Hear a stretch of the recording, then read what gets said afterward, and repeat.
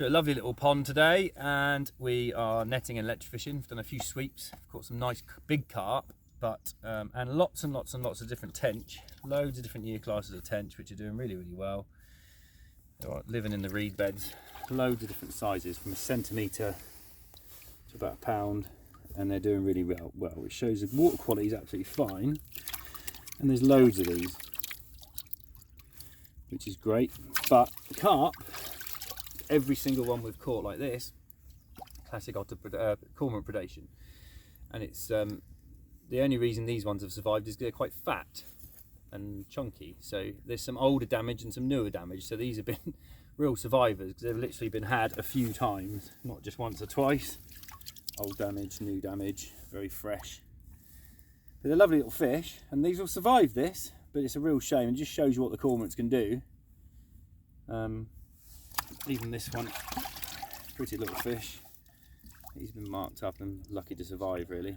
At some point there was a lot of these in here, and the remnants now are the survivors, which are just that size where the cormorants got hold of them. Even here, look, they've got hold of them, both sides, and they're just that size that they've got away with it.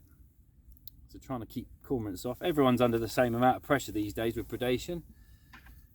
Yeah, really pretty little fish. And the tench, just simply because of their size and shape, they can hide in the reeds a lot easier. It's another reason why decent plant management and useful marginal plants are healthy and good for the water, but also good for habitat for these fish to hide in. But yeah, you know, you always have to take the positives away from these ponds, and there's loads and loads of tench, which is obviously a nice problem because they're valuable fish. They're breeding really well, multiple year classes. The carp are taking a hammering. We caught a very nice pretty fish, but we'll carry on and catch some more. But yeah, it's just useful to know, you know, a lot of anglers think these carp are just swimming around in open water having a whale of a time, but these aren't at all. These are having a real tough time surviving, living in small reed beds, but they don't really want to be in there, even in the winter. You know, they'd still rather be having a free run of the place, but they know, they learn, if they come out they just get absolutely mullered by the birds. But it's just a reality of the situation these days.